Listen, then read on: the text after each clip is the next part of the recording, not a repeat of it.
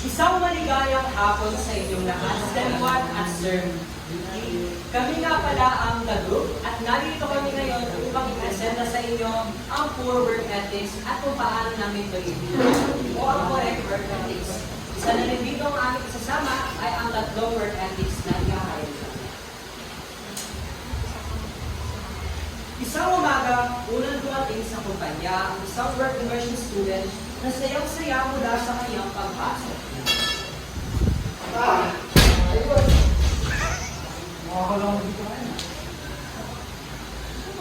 Mula sa kanyang pagpasok, naglibot-libot siya sa loob ng kanyang pinapasukan ng kumpanya upang tignan ng mga gamit na lalagay.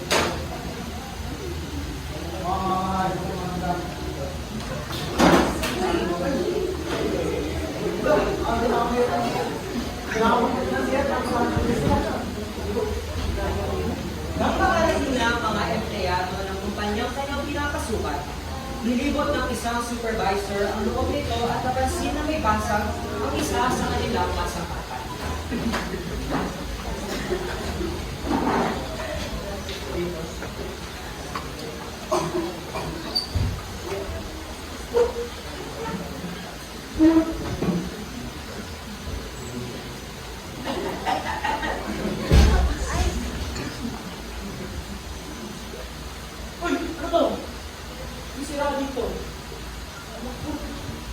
Hindi ba alam kung gaano kamahal ang equipment na ito? Ang hirap-hirap na nga natin, tapos magsisira tayo. Tuloy mga kayo.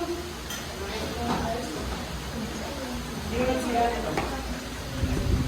Nang marinig ng mga empleyado ito, nag-usap-usap sila. Wala naman nabasa dito kahapon dito. Baka hindi ako nagsasin tapos yun na. Hindi mo yung pagkakas sa pakalanan para sa mga ito sa mga bakit. Hindi ko rin naman siguradan. Dala mo nila sa pinakita kahapon eh. Uy, siniguro yun. Tuloy ko sa mga eh. Kung saan, saan ang itawa eh.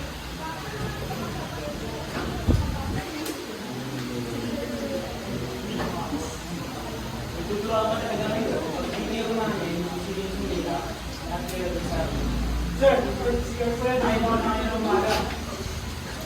Nang marinig ng mga empleyado ang sinabi ni Silagan, nagulat silang lahat at nag-usap-usap. Parang wala naman ginagawa sa mga hindi, may tinatapos si Bully eh. Bully. Ato ba yun? Bully mga. Ha? Sir, hindi ako yan. Tsaka kakarating ko lang.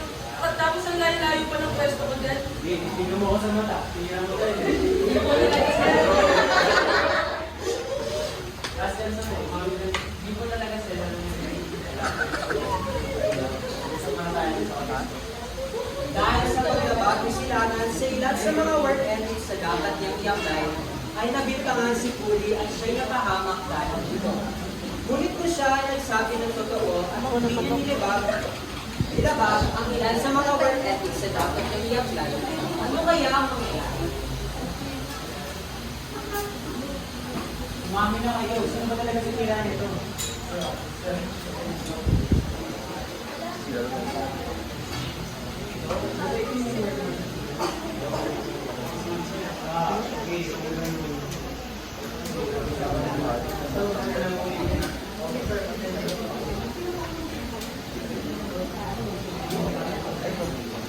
At dito nagtatapos ang isa sa aming performance task.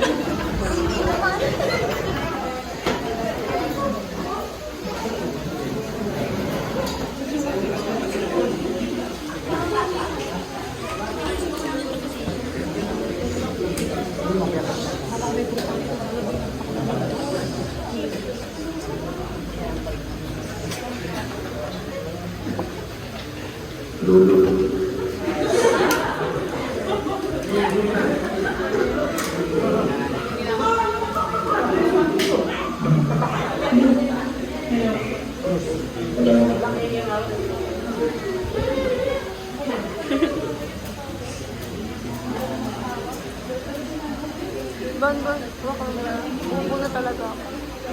Uubo na talaga ako. Maawa ka na. Uubo na talaga ako.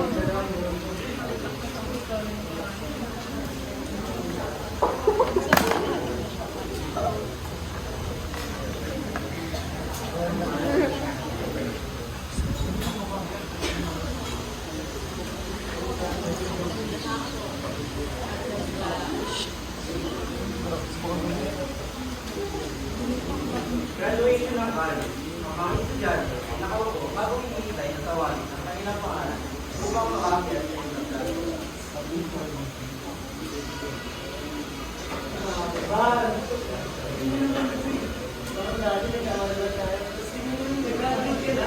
Oo nga, sa wakas, nakalaya din sa mga katapos-tapos na ganyan. Wala nang sign. Sa wakas, may link na itong ba yung pag-aaral. Wala ka pa Ang haba ng sapat na. 7 minutes na yun ako. Smith Jan Samuel.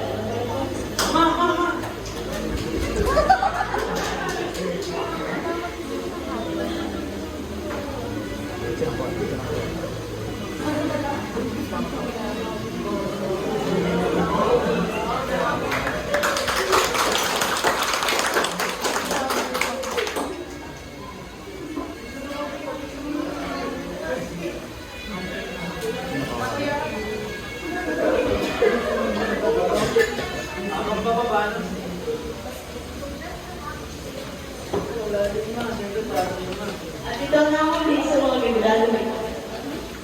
Pagkatapos, graduation sa ito na.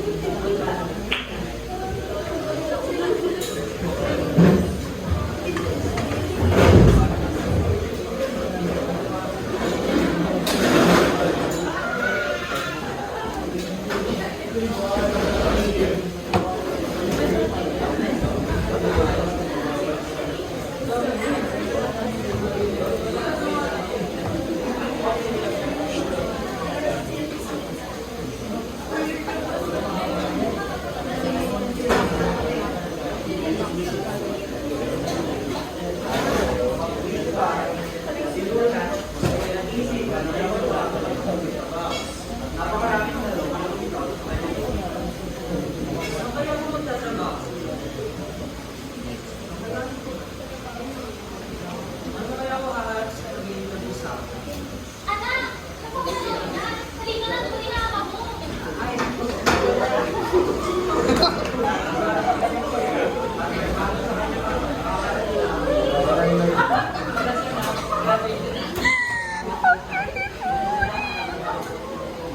Gusto mo na kayo kumain?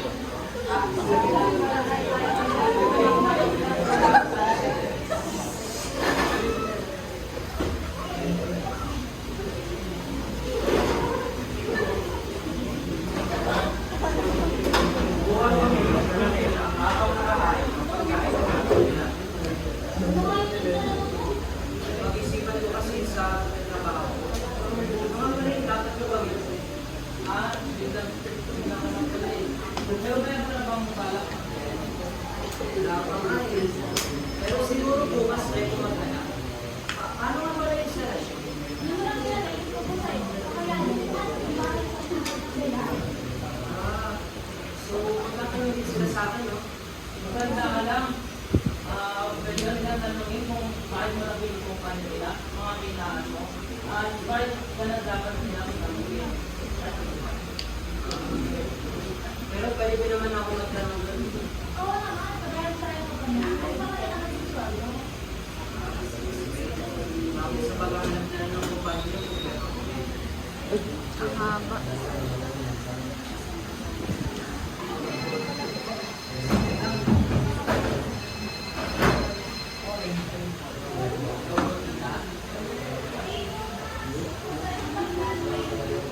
Ay, salamat po, tita.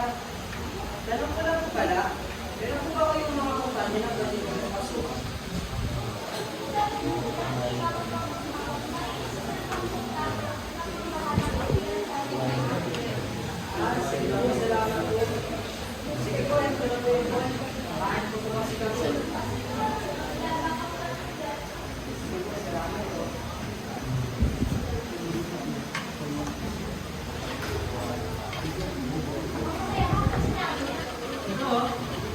nagkakumpanya sa akin na pwede mong kasuhan. Ayos yan ah. Pagkatapos mo kumain, mag-send ka na agad ng application mo ah. Sige po, Tay. Pagkatapos kumain, sinabi ka agad sa iyo ang kanyang application. Makalipas ang ilang linggo, nakatanggap ng sign sa iyo ng nasa kumpanya.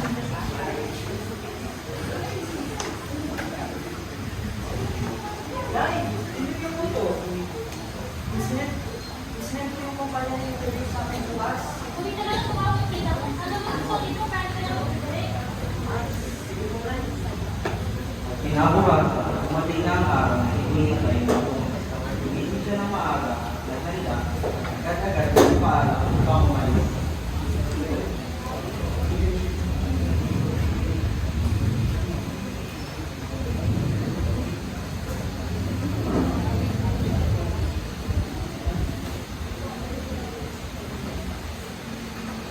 Sige po, Tay. Ayos na po ako. Ingat ka, good luck sa interview mo.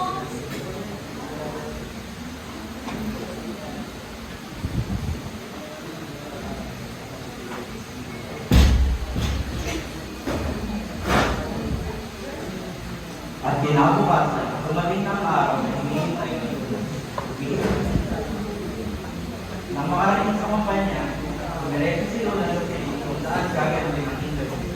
Kinakabahan ng puno ng tao, ngunit may pag-asa dahil sa kanyang pangangalunan. Good morning, Mr. Lucas. Maaari lang.